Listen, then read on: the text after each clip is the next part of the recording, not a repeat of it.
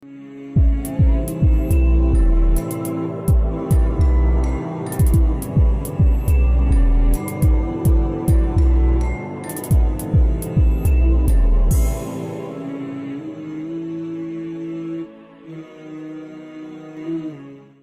ربک رب العزت عما یصفون وسلام علی المرسلین والحمدللہ رب العالمین۔ السلام علیکم ورحمۃ اللہ وبرکاتہ۔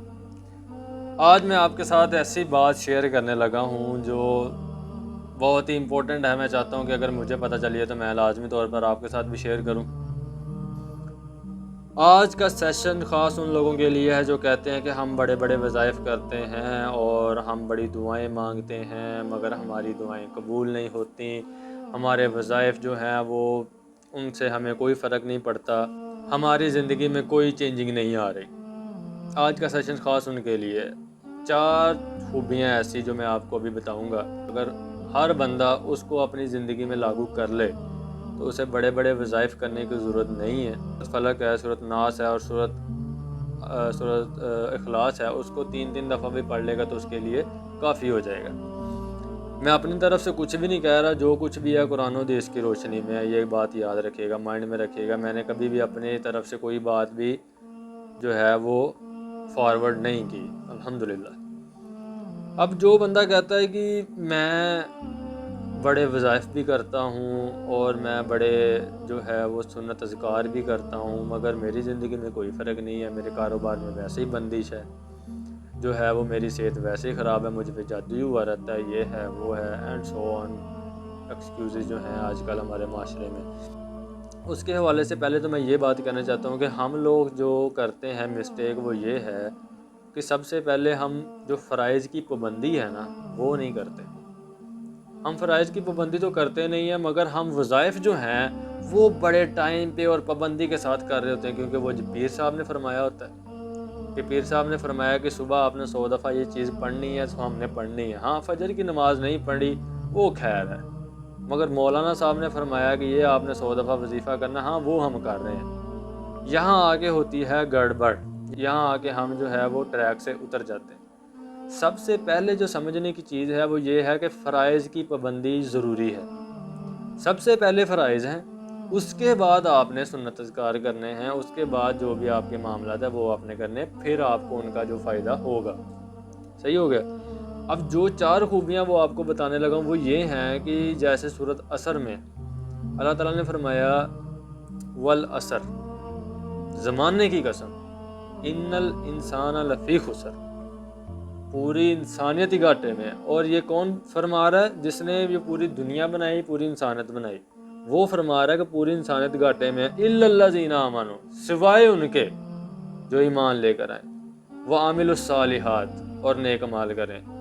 2 کام سارے ہی کر رہے ہیں، نیک ایمان بھی لے آئیں، اپنے طور پر نیک عمال بھی سارے ہی کر رہے ہیں، سارے نیک حاجی نمازی بنے ہوئے ہیں اس ٹائم۔ آگے کوئی نہیں پڑھتا، الا الذین آمنوا وعملوا الصالحات تک پڑھ کے بڑا خوش ہوتے ہیں۔ آگے بھی پڑھیں نا بھائی، آگے بھی چلیں تھوڑا سا، ابھی صورت مکمل نہیں ہوئی۔ الا الذین آمنوا وعملوا الصالحات وتواصوا بالحق، نیک کام کا حکم دینا ہے، حق بات کی تلقین کرنی ہے۔ پھر فرمایا وتواصوا بالصبر، پھر صبر بھی کرنا ہے، کیونکہ جب آپ نیک بات کسی سے کریں گے، اچھی بات کریں گے، بھائی شادی بیاہ میں یہ گانا بجانا نہ کرو، یہ اچھی بات نہیں ہے، سنت کے خلاف ہے، قرآن و حدیث کے روشنی کے خلاف ہے، تو وہ آپ کو پھر آپ کا جو اکرام مسلم کریں گے نا تو اس پہ آپ کو صبر کرنا ہے، اس لیے فرمایا گیا۔ جب آپ کسی کو کہیں گے کہ کسی غیر اللہ سے مدد مانگنا شرک ہے، تو جب آپ اس کو سمجھائیں گے کہ یار یہ کسی کتاب میں نہیں لکھا، تم نہ ایسا کرو، تو وہ پھر آپ کا اکرام مسلم کرے گا، وہاں آپ نے صبر کرنا ہے۔ جب آپ کسی کو نیک کام بتائیں گے، اچھی بات بتائیں گے اور وہ اس کے بابوں کے خلاف ہوگی، اس کے عقیدے کے خلاف ہوگی، اس کے نظریے کے خلاف ہوگی، تو پھر وہ آپ کو اکرام مسلم کرے گا، جو آپ کو وہ کرے گا سائیڈ والے روم میں لے کے جا کے یا باہر لے کے جا کے، یا شاید آپ کا 4 بندوں میں کھڑے ہو کے کر دے، تو وہاں آپ کو صبر کرنا ہے، اس لیے فرمایا گیا۔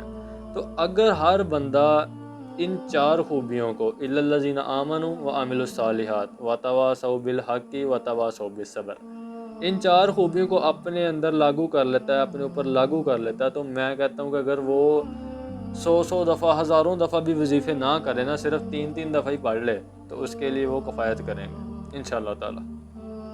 ہمارا آج مسئلہ کیا ہے کہ میلاد تو ہم منا رہے ہیں، بڑے جوش و جذبے کے ساتھ منا رہے ہیں، ولولے کے ساتھ منا رہے ہیں، مگر سنت پہ عمل کرنے کے لیے تیار نہیں ہے، کیونکہ وہ سنت کسی اور فرقے نے اڈاپٹ کی ہوئی ہے، ہم نے ان کی جو ہے وہ نہیں کرنی، کیونکہ وہ دوسرے فرقے میں پائی جاتی ہے۔ سنت ہم نے چھوڑ دینی ہے بس اپنے فرقہ بچانے کے لیے، چاہے وہ سنت حضور کی جتنی بھی لاڈلی سنت ہے، جتنی بھی اچھی سنت ہے، وہ ہم نے چھوڑ دینی ہے۔ کیوں جی؟ وہ دوسرے فرقے والے کرتے ہیں، ہم کیوں کریں؟ پھر تو ہمیں یہ لگے گا نا ہم اس فرقے میں چلے گئے۔ کیا بچگانہ باتیں آپ کی! آپ نے کلمہ حضور کا پڑھا جن کی قبر مدینے میں صلی اللہ علیہ وسلم، یا آپ نے کلمہ ان فرقوں والوں کا پڑھا ہوا ہے؟ تھوڑا سا جاگیں، تھوڑا سا اپنے مائنڈ سے بھی کام لیں۔ قرآن میں آتا ہے جب دوزخ کا دروغہ پوچھے گا نا تمہیں کس چیز نے جہنم میں لے کر آئی ہے، تمہیں کون سی چیز جہنم میں لے کر آئی ہے، وہ کیا فرمائیں گے؟ وَقَالُوا لَوْ كُنَّا نَسْمَعُ أَوْ نَعْقِلُ مَا كُنَّا فِي أَصْحَابِ السَّعِيرِ۔ ہمیں اللہ تعالیٰ نے عقل دی تھی، دل و دماغ دیا تھا، ہم سنتے نہیں تھے، ہم سمجھتے نہیں تھے، ہمیں جہنم میں لے آئی وہ چیز۔ تو ہے نہیں ہے کہ آپ جس فرقے میں پیدا ہو گئے آپ نے مرنا بھی اسی میں ہے، ٹھیک ہے؟ جو بندہ عیسائی پیدا ہوتا ہے وہ عیسائی مر جاتا ہے، جو سنی پیدا ہوتا ہے وہ سنی مر جاتا ہے۔ آپ مجھے خود بتائیں، اگر آپ اس ٹائم عیسائیوں کے گھر پیدا ہو جاتے آپ نے کیا کر لینا تھا؟ آپ نے اسی پہ مر جانا تھا بھائی، آپ نے تحقیق کرنی نہیں تھی، سوچنا ہی نہیں تھا۔ آپ آج بریلویوں کے گھر پیدا ہو گئے ہیں، آپ نے ادھر ہی مر جانا ہے اگر اللہ آپ کو ہدایت نہ دے دے، یا اللہ آپ کو ہدایت دے، ٹھیک ہے؟ اللہ ہم سب کو ہدایت دے۔ اللہم انی اسألک الہدی والتقی والعفاف والغنی، آمین۔ تھوڑا سوچیں سمجھیں، اللہ تعالیٰ نے اپنی قرآن کتاب دی ہمیں، اس کو اسی لیے بھیجا ہے کہ بھائی آپ نے اس سے غور و تفکر کرنا ہے اور اس پہ عمل کر کے آپ نے جنت تک پہنچنا ہے۔ اس لیے نہیں دی کہ ان کو غلافوں میں لپیٹ کے اتنا اوپر رکھ دو کہ کوئی غلطی سے بھی نہ اٹھائے، یار اٹھاؤں گا تو مٹی بہت ہے اوپر، نعوذ باللہ، ٹھیک ہے؟ تو پھر صاف کرنی پڑے گی، پھر اس کو بند کر کے رکھنا پڑے گا۔ تو پڑھنا تو میں نے اتنا ہے نہیں جتنی میں نے کھیچل کر لینی، جتنا میں نے تردد کر لینا اسے اٹھانے میں۔ تو جو ہے وہ قرآن کو آسان بنائیں، ٹھیک ہے؟ اسے اپنی زندگی کا معمول بنائیں، اسے اپنی زندگی کا حصہ بنائیں۔ اگر آپ اپنے قرآن کے مطابق اپنی زندگی کو گزاریں گے تو آپ کی زندگی سکون کی ہو جائے گی۔ تو آپ اگر ان 4 چیزوں پر عمل نہیں کر رہے تو آپ کو بہت ساری مشکلات کا جو ہے وہ سامنا کرنا پڑ سکتا ہے، اور اگر آپ ان 4 چیزوں پر عمل کر رہے ہیں اور پھر بھی آپ کو مشکلات کا سامنا کرنا پڑ رہا ہے تو ٹینشن لینے والی بات نہیں ہے۔ اللہ تعالیٰ ان پر ہی مصیبتیں بھیجتا ہے، مصائب بھیجتا ہے جن سے اللہ تعالیٰ پیار کرتا ہے۔ جزاک اللہ خیر۔